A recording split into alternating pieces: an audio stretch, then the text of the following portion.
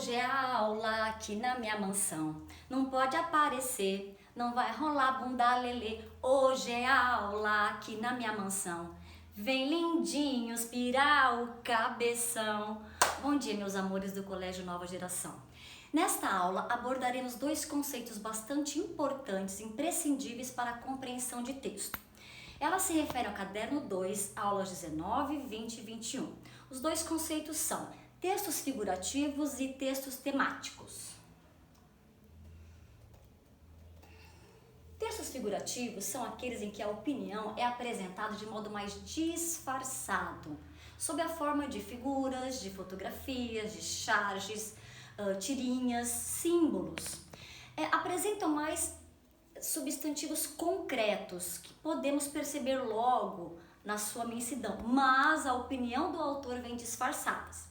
Vamos lembrar que, independente do tipo e do gênero, todo texto se processa por modo de uma opinião, a visão de mundo que o autor tem sobre aquela questão. Nos textos figurativos, são representações do mundo real. A partir de dados concretos, constrói-se um simulacro da realidade criticada e exaltada. Por exemplo, aqui nesse cartão. Lá vai, filha, sua educação, saúde, moradia e o seu futuro. É apenas uma figura, mas representa como é tratada a educação no Brasil, de modo que a corrupção desvia bastante o que deveria ser como fundamental. Outro texto figurativo. O ponto de venda mais forte do condomínio era a sua segurança. Havia as mais belas casas, os playgrounds, as piscinas, mas acima de tudo segurança. Toda a área era cercada por um muro alto. Havia um portão principal com muitos guardas que controlavam tudo por um circuito fechado de TV. Só entravam os proprietários e visitantes devidamente identificados e crachados. Mas os assaltos começaram assim mesmo. Os ladrões pulavam os muros. Os condôminos decidiram colocar torres com guardas ao longo do muro alto. As inspeções tornaram-se mais rigorosas no portão de entrada. Agora, não só os visitantes eram obrigados a usar crachá, os proprietários e seus familiares também. Não passava ninguém pelo portão, sem se identificar, nem as babás, nem os bebês. É um texto narrativo que embute a temática. Qual que é a temática? Cerceamento da liberdade, paranoia moderna por proteção contra a violência, embuste da segurança e assim por diante. Fala-se então de modo narrativo aquilo que a opinião do autor identifica. Textos temáticos. A opinião é apresentada explicitamente, você percebe logo de cara, por meio de palavras abstratas, temas, valores. São opinativos, argumentativos, podem vir até como narração. Contém já na superfície interpretações ou comentários sobre dados concretos que você percebe logo de cara e depois o desenvolvimento acontece. Podemos nos apoiar em algumas certezas tranquilizantes. A cada ano, o produto interno bruto do planeta cresce, em média 3%. Nunca podemos produzir tantos bens e tantos serviços. Nunca tivemos, como hoje, a capacidade de debelar a dor física. Ante um sistema social cada vez mais complexo, dispomos de informatização e tecnologia. Qual que é a temática? Clara, como as sociedades modernas experimentam os progressos e avanços. Vamos agora desenvolver uma questão da FUVEST, uma dissertativa e uma questão fechada, tudo bem? Vem por meio de um poema de Fernando Pessoa. Vamos ler? Aquela senhora tem um piano, que é agradável, mas não é o correr dos rios, nem o murmúrio que as árvores fazem. Porque é preciso ter um piano? O melhor é ter ouvidos e amar a natureza. A pergunta é: o que simboliza o piano no poema? Figura principal, o piano. Vamos voltar ao texto. Começa com uma imagem. Aquela senhora tem um piano, que é agradável, mas não é o correr dos rios. Essa conjunção coordenativa mostra a oposição de duas ideias. Ao colocar primeiramente o piano, que é agradável, Mas não é o correr dos rios, nem o murmúrio que as árvores fazem. Existe aqui não o descarte do piano, mas o piano é preterido por conta da maior importância dos sons da natureza. O que o piano simboliza no poema? Primeiramente, um piano. Piano é um instrumento musical. O piano representa cultura, sabedoria.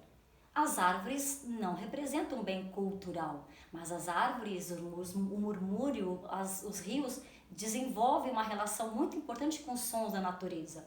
E aí vem o final. Por que é preciso ter um piano? O questionamento de possuir esse bem. O melhor é ter ouvidos e amar a natureza. Desenvolvam a questão agora, pausem o vídeo só um minutinho, desenvolvam que eu já venho com a resposta para vocês, meus amores.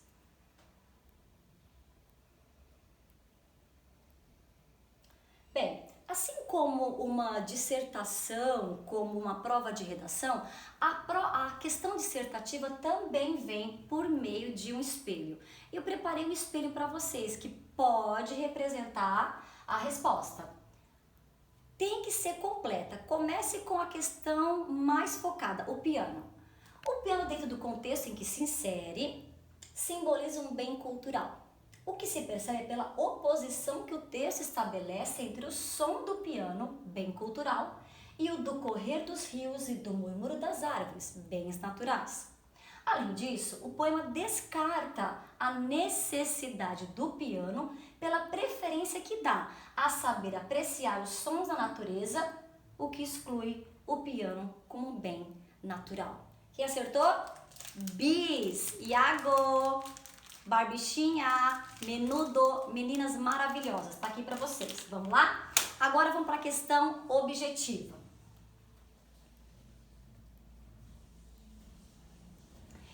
Começa com um texto.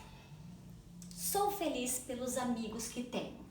Um deles muito sofre pelo meu descuido com o vernáculo.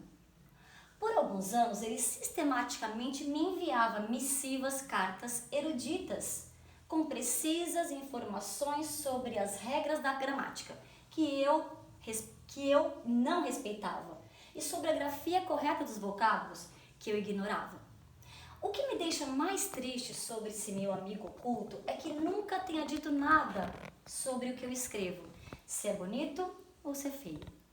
Toma minha sopa, não diz nada sobre ela, mas reclama sempre que o prato está rachado. Esse texto é figurativo, traz a questão das cartas que eram enviadas, a questão do apontamento dos erros gramaticais e ortográficos do eu lírico, que reclama, que fica triste por esse fato e o amigo não reconhecer a qualidade, a beleza ou feiura do seu texto. Vamos ver o que se pede.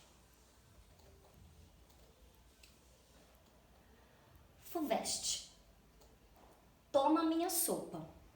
Não diz nada sobre ela, mas reclama que o prato está rachado. É justamente nessa frase que a questão se apegou para desenvolver a análise.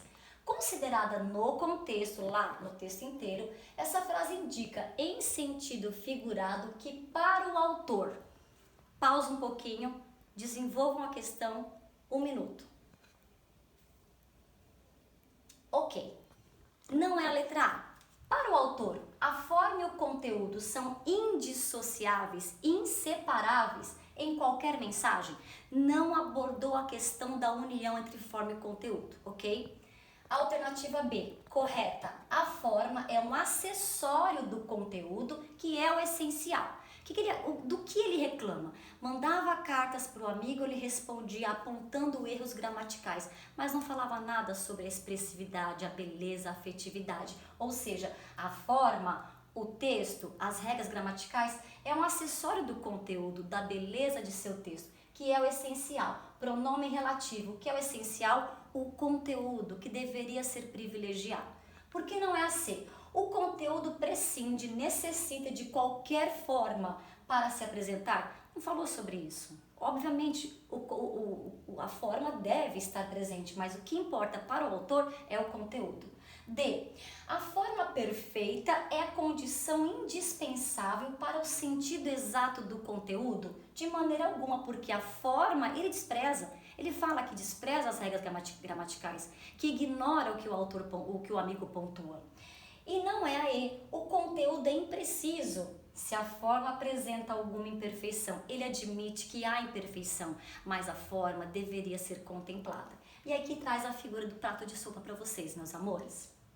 Bem, eu espero que vocês tenham uma ótima semana, que fiquem bem quietinhos em casa, façam um bunda lelê sozinhos em casa, que a gente volta já já, prontinhos, resguardados e ó, afetividade para vocês. Namastê, meus amores, amo vocês, se cuidem.